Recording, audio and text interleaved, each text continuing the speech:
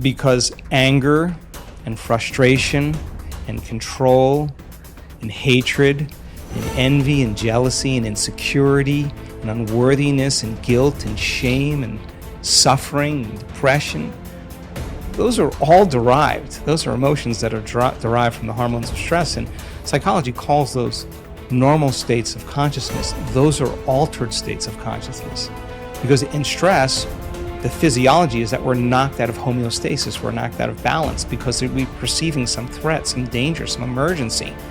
And so the stronger the emotion you feel to whatever stressor there is in your life, the more you pay attention to it. And so in time then, you have to keep your attention on all the important elements in your life. So you sit down to do a meditation, and when you're living in stress and you're living in survival, there's only 3 things that are important in that moment.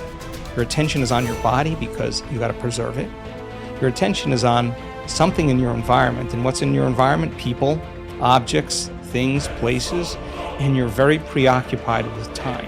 And when you're in stress and you're in survival, the brain goes into a default mode, and it's naturally trying to predict the next moment based on what it's learned in the past. And so as you always try to forecast the future based on your memory of the past, you can't be in the present moment, right? So, and yet our model of change, what we discovered is that the only way a person can change is when they get beyond their body, they get beyond all the elements of their environment, and they get beyond that predictable future and familiar past, and they sink into the present moment, which is the unknown. So if you can't do that because of the hormones of stress, most people will sit down and they'll say, okay, I'm going to close my eyes, I'm going to start this process where I'm going to rehearse how I'm going to be today, and they start thinking about their cell phone. They start thinking about all their emails, and they start thinking, I can't meditate. There's something wrong with me. It's my mother's fault, And they actually believe that thought to be the truth, and then they get up and they actually reaffirm it and say, I can't meditate. Now, I can tell you that if you are willing to see that thought as just a thought in your brain, and you're curious what's on the other side of that thought, yeah, you're going to feel uncomfortable. But if you had some tools and skills to apply, and you were able to take your attention off your cell phone and settle your body back down into the present moment, that would be a victory. And then your body would say, come on, you gotta feel a little frustration now, you gotta be impatient, you gotta be judgmental, come on, that's what you always think, that's how you always feel. And you, like an animal, you settle the body back down into the present moment, and you tell it it's no longer the mind, that you're the mind. That's a victory. Then the body says, hey dude, you're super busy, you got a lot of things to do, you got a lot of people to see, you got a lot of places to go, you got a lot of things to do, and you've been doing the same thing every day. Your body's going to want to get up and do something. You're going to want to quit because your brain's telling you that you can't do this. If you had the awareness to settle the body back down into the present moment, you would be executing a will that's greater than the program, because most people lose their free will to those programs, and it's that tedium in the beginning that is an uncompromising will, where you keep training the animal to stay, to take all of its attention off the environment, to get beyond all the cravings, the feelings, the habits of the body, the drives of the body, and catch yourself defaulting to that predictable future, bringing the body back into the present moment, siphoning energy back, your attention into the past based on those familiar emotions of the past. We've discovered that if you're willing to do that for just a few days, you could actually liberate an enormous amount of energy from your body. You go from particle to wave, from matter to energy, and you're literally transmuting those limited emotions into elevated emotions, and something really beautiful happens if you're willing to fire the crucible and sit through that long enough. All of these emotions move, that energy moves right up into the heart, and a person starts falling in love with life. They start feeling this state of gratitude, this gratefulness to be alive, this ineffable word of relaxed and awake. And something really magical happens when we've discovered this little simple thing. When that energy makes it to the heart, there's only one place it wants to go, and it goes straight to the brain. So the person starts relaxing into their heart when they feel this feeling, and the more they relax into the heart, the more their brain all of a sudden starts becoming aroused. And they start going into these elevated gamma brainwave patterns. Now, gamma is not unconscious. Gamma is actually super conscious. It's actually super aware. You're outside the program now. So when that occurs and the brain goes into gamma brainwave patterns, what we discovered is it's not a little gamma. It's not a lot of gamma. It's not a whole lot of gamma. It's a supernatural amount of gamma. And we start seeing these brainwaves where we see theta start carrying alpha, and alpha starts resonating with beta, and beta starts creating high beta, and high beta starts creating gamma. And you see these standing waves of brain coherence happening. And the person feels so amazing that they don't want the moment to end. A day that never came, but has managed to spoil every game. One day that takes all the blame, the basis of all fear and shame. Cripples the blossoming of the life's flame. A spoiler that makes life a dream. Traps the limitless in a limited scene. One day that takes all the blame, the basis of all fear and shame. Cripples the blossoming of life's flame. A spoiler that makes life a dream. Traps the limitless in a limited scene. A day that never comes but the world it rules. Tomorrow never happened to anybody, but the idea of tomorrow has robbed people. A huge mass of people of their life. Just the idea. Nobody ever touched a tomorrow in their life. Nobody ever experienced one. Nobody ever saw one. Just the idea completely robs people of everything that could be life. You can only behold now. You can never behold tomorrow. Not because it's out of reach, because it doesn't exist.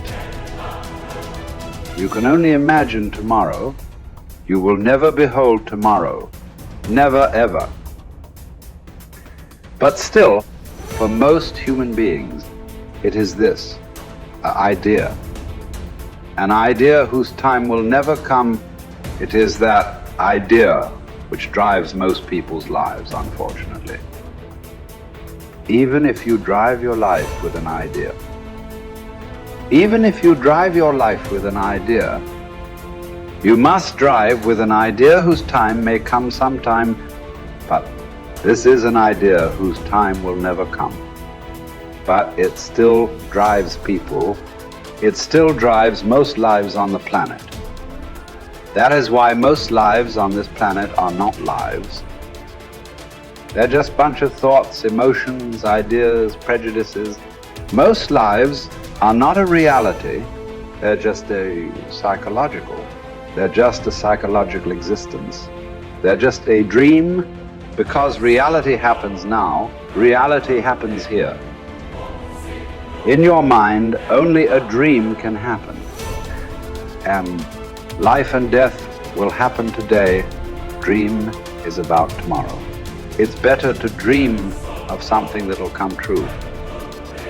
Tomorrow is a dream that will never come true. So, what you refer to as spiritual process, it's about knowing life. You can know life only today. You can know life only now. This is the moment. I'm not trying to give you a teaching. When I say this is the moment, oh, he said, this is the moment. It's not about that. This moment is not an idea. It is the only reality. This moment is not a teaching. It is the only living thing. It is the only living thing in the existence is right now, nothing else. So don't try to understand it. Don't try to digest it.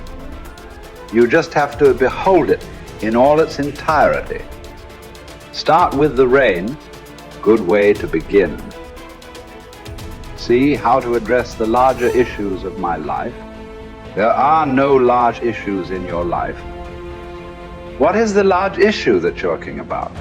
It is just about what job to take, which girl to marry, where to go for vacation, whether to get married or not get married, you know. These are the things, isn't it? These are not large issues. These are little things in your life. Yes. Oh, is it just a small thing whom I get married to? I'm not saying it's a small thing, but as an issue, it's a small issue. Little issue as a consequence to your life. Yes, it has many things. But this is something that human beings have done for millions of years. We have enough experience on these things, isn't it? We know that whatever job we take, whoever we marry, it is just the way we make out of it. Every experience of life, you can make it an enriching experience. Every experience in your life, you can make a curse out of it. See, there is nothing wrong in your job, whatever job you're doing. There's nothing wrong getting this job. There's nothing wrong in losing this job. There is nothing wrong in getting married. There's nothing wrong in getting divorced. There is nothing wrong in not getting married. There is nothing wrong in anything. There is nothing wrong in this or that, but it is just that you make misery out of it. That's wrong. You do this, you make misery out of it. If you do that, you make misery out of it. That's what is wrong with you. So you got married. Is it wrong? That's not the point. There's nothing wrong with it. You did not get married. Is it wrong? No, there's nothing wrong with it. That's wonderful too. You got divorced. Is it wrong? No, that's also wonderful. It is just that you make misery out of everything. That's what is wrong. You just address that one issue, everything will be settled. That's what we are looking at. How not to make misery out of everything. If this one thing is settled, everything is settled, isn't it? Yes. If you know how to walk through this world joyfully, through marriage and divorce and celibacy and everything, if you know how to walk through this joyfully, what is the problem? Whatever you do is beautiful, isn't it? If you don't even know how to be happy, don't have such goals as realization. They are very far away from you. Happiness is not just a state of mind, it is just the basis of the quality of life that you live here. Is it such a small thing, happiness? Oh, it's just a state of mind, is it a small thing? So, biggest issue, isn't it? If you are capable of going through this world joyfully, then you could talk about going beyond. If you are not even capable of going through this joyfully, talking about beyond is no good. There is no way. I'm telling you, there is simply no way. For a person who is constantly creating inner battles all the time, how will he deal with the bondages of life? And how will he transcend that? There's no question. It doesn't arise in your life. So first thing is working towards to be a blissful human being. If that happens, the rest becomes very simple.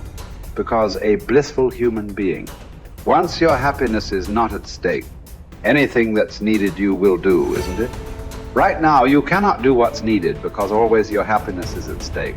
You are thinking which is the right thing to do, which is the right thing to do. There is no right thing to do in your life. There is no wrong thing to do in your life. If you know how not to make misery out of everything that you do, whatever you are doing is the right thing. If you are making misery out of everything that you do is a wrong thing. So that's the only issue you have to look at. Others are all petty things. What does it matter which way you do it?